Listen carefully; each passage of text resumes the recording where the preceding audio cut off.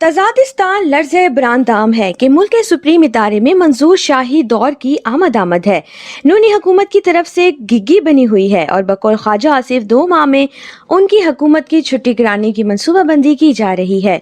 मुक़्तदरा तशवीश में मुब्तला है कि इस नए दौर में हालात और फैसलों का मुकाबला कैसे होगा। गोया इत्तेहादी हुकूमत और ताकत के सरचश्मों में मंसूर शाही दौर के हवाले से जो कैफियत नजर आती है वो शेरी जुबान में कुछ यूं है। किस शेर की आमद है कि रन कांप रहा है, किस शेर की आमद है कि रन कांप रहा है। रन एक तरफ चरखे कहन कांप रहा है, एक तरफ सफ़े मातम बिछी हुई है तो दूसरी ढोल ताशे तूतियां बाजे धमाले और लुडियां डाली जा रही हैं कि 2 माह के बाद मखलूत हुकूमत तय खाक हो जाएगी और कप्तान का फिर से बोलबाला होगा। बज़ाहिर किसी नए अदालती दौर की आमद के हवाले से ना इस तरह के खदशात होने चाहिए और ना इस तरह की तवक्कुआत। ये दोनों तरह के जज्बात गलत हैं, मगर सवाल ये पैदा होता है कि क्या अदलिया का आईनी किरदार हुकूमतें लाना, उन्हें घर भेजना या फिर किसी हुकूमत के लिए खतरा बनना या किसी जमात के लिए सियासी उम्मीदों का दरवाजा खोलना है। बदकिस्मती से चूंकि अदलिया माजी में ये किरदार अदा करती रही है, इसलिए खदशात और तवक्कुआत का जन्म लेना खिलाफ हकीकत नहीं। नए आने वाले चीफ जस्टिस आइन पसंद और मुअत्तदिल मुंसिफ की हैसियत से मशहूर हैं। नामवर सैयद फैमिली के चश्मो चिराग हैं। इनके माली मामलात किसी शक व शुबे से बालातर हैं और इसके तहकीक व तफ्तीश से भी यही साबित हुआ है। माजी की कोई बड़ी गलती इनके सामने की गुठरी में नहीं है, मगर बकौल बेनजीर भुट्टो अदालतों के कई फैसलों में चमक दर आती है। एक जमाने तक ये चमक ताकत और खौफ से आती थी, मगर जब से अखबारात की सुर्खियां और टीवी स्क्रीनों की टक्कर अदालती खबरों से चिंगारने लगी हैं, तब से शोहरत और मकबूलियत की चमक ने इंसाफ के चेहरों को धुंधलाना शुरू कर दिया है। जस्टिस मुनीरों से वाबस्ता पुरानी गलतियों को तो छोड़ें, हालिया तारीख में पहाड़ी गलतियों का इर्तकाब हुआ है।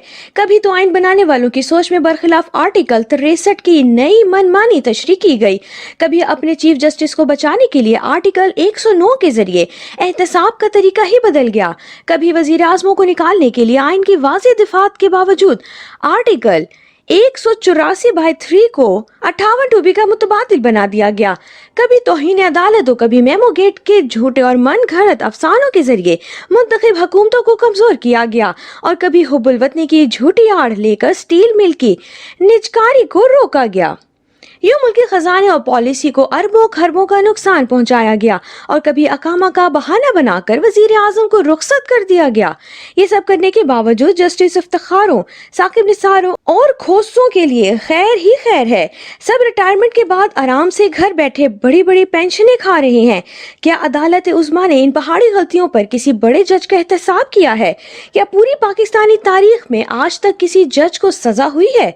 क्या आज तक कोई फाजिल जज मुल्क को पटरी से उतारने के इल्जाम में कभी जेल गया है?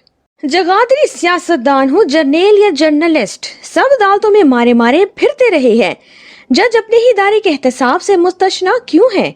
तीनों बड़े जैम यानी जो गद्दारी सियासतकार, जर्नेल या जर्नलिस्ट तो करदा ना करदा गुनाहों की सजा भुगतते रहे। चौथी बड़ी जैम जज क्या फरिश्ते हैं या कोई खिलाफी मखलूक है कि अदलिया उन्हें अलामती सजा नहीं देती?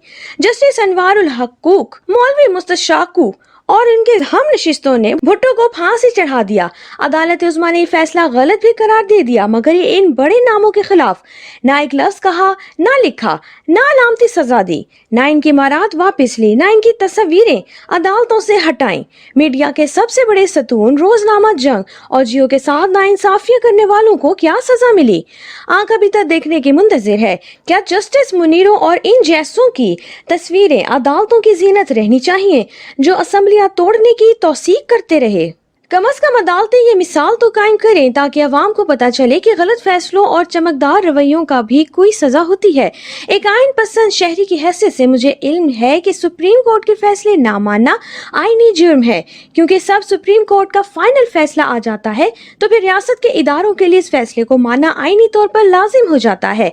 इस हकीकत को मानने के बाद ये तस्लीम करना लाजिम है आइन ने पार्लियामेंट को सुप्रीम करार दिया है। किसी बच्चे से भी पूछ लें, इसको इल्म है कि आइन ने पार्लियामेंट को सुप्रीम करार दे दिया है, मगर ये सबसे बड़ी हकीकत कई आलिम फाजिल जजों को समझ नहीं आती और वो बार बार इसे नजरअंदाज करते हैं।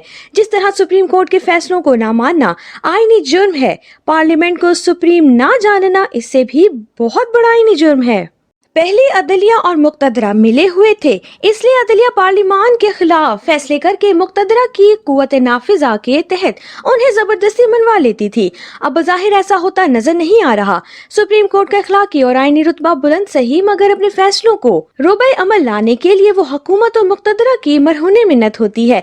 इसलिए अदलिया का मंसूर शाही दौर अपने फैसलों के नफाज के हवाले से बहरानों का शिकार हो सकता है। अदलिया, मुक्तदरा और हुकूमत आमने सामने होंगे, एक नया आईनी अदालत और इखलाकी बहरान पैदा होगा। हम साल हर साल से मुक्तदरा की आमरीत, सियासतदानों की फस्तायत और नौकरशाही की बेहिसी को बर्दाश्त करते आ रहे हैं। जस्टिस इफ्तिखार चौधरी के दौर से लेकर आज तक हम अदलिया की आमरीत को भी बढ़ता हुआ देख रहे हैं। अगर हमारे फाजिल जज मैशियत के फैसले भी करेंगे, पोस्टिंग ट्रांसफर की भी निगरानी करेंगे, आईजी और चीफ सेक्रेटरियों को आए रोज तलब करेंगे, वजीर आजमों को खुद ही रुखसत करेंगे और साकिब निसारों की तरह आने वाले हुकूमत की इंतखाबी मुहिम भी चलाएंगे, डैम फंड भी इकट्ठा करेंगे, अस्पतालों का भी मुआयना करेंगे, तो खुद ही हुकूमत क्यों नहीं संभाल लेते। सियासतदानों की छुट्टी कराएं और जनरल जियाउल हक के मार्शल लॉ में जिस तरह सारे चीफ जस्टिस गवर्नर बन गए थे, अब भी खुद ही इक़्तिदार संभाल लें। सियासत, मईशत और समाज के सुधार का काम अपने जिम्मे ले लें। हो सकता है कि ये गैर मुंतखब काबिल जज वाकई मुल्क की तकदीर बदल दें। कालम के आखिर में अर्ज है कि हर इदारे को अपनी अपनी हदूद में रहना चाहिए। अदलिया पार्लियामान की जगह ना संभालें, जज हुक्मरान बनने की कोशिश ना करें और ना ही सियासतदान जज बनने की कोशिश करें। इस तरह जर्नैल जब भी सियासत करने की कोशिश करते हैं नाकाम होते हैं। जिस जज ने यकतरफा मकबूल या गैर मकबूल फैसले किए हैं वो तारीख में काले हरूफ से ही याद किया जाता है। तवक्को यही है कि नए चीफ जस्टिस खुद को सियासत से बचाते हुए गैर जानिबदारी बरतेंगे, ना किसी की खुशी के लिए किसी को गिराएंगे और ना गुस्से में आकर बहरान को जन्म देंगे।